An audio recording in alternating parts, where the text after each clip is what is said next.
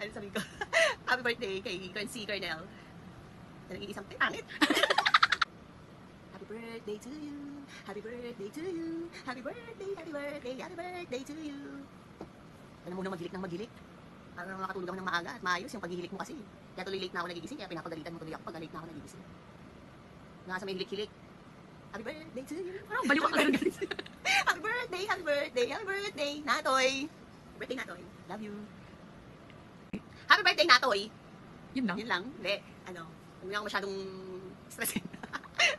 Ano ba sabi ko? Happy birthday Natoy. Ano, huwag mo nang masyadong stressin yung sarili mo sa akin. Nakakabawas ng lifespan yun. Tsaka huwag mo na masyadong nag-iintindi yung late kong paggising. Hindi magbabago yun. Ano ba? Ano ba? Happy birthday Natoy. Ano sabihin ko? Ang hirap kasi pasayahin. Ang hirap mong pasayahin. Hindi ko lang gusto mong mangyari sa buhay natin. Ano? Lalo lang bibigyan na regalo sa'yo. Yan.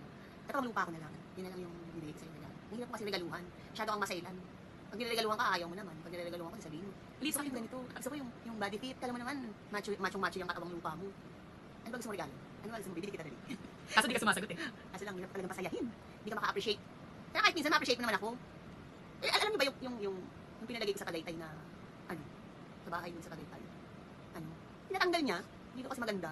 Sa paningin niya, hindi maganda. Pero ang dami nagagandahan. Pero sa paningin niya, di ba? Paano ka ma-appreciate? Paano ka mapapasaya? Ano ba gusto mong pagpasaya sa buhay mo? Ayun lang. Happy birthday. Happy birthday, Natoy.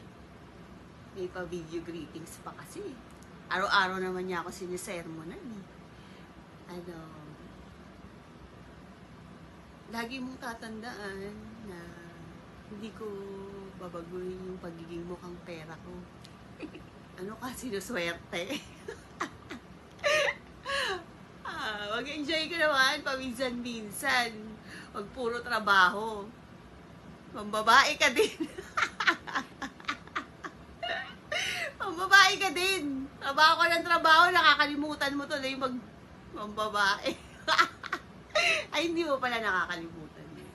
Hindi mo pala yun makakalimutan. Huwag mo na masyadong stress yung sarili mo sa akin. Hindi ako magbabago. Hindi ako magbabago, no? Ano kasi naswerte ulit? Ayun lang. Alagaan mo yung sarili mo kasi hindi mo ma-enjoy yung sarili mo pagka nagkasakit. Eh, yung pera mo pag nagkasakit ka. Hindi mo ma-enjoy yung pera mo sa balat. Hindi mo ma-zipper yung pera mo sa balat pag nagkasakit ka. Bahala ka sa buhay mo. Happy birthday. Yun lang. Happy birthday ulit. Yun lang.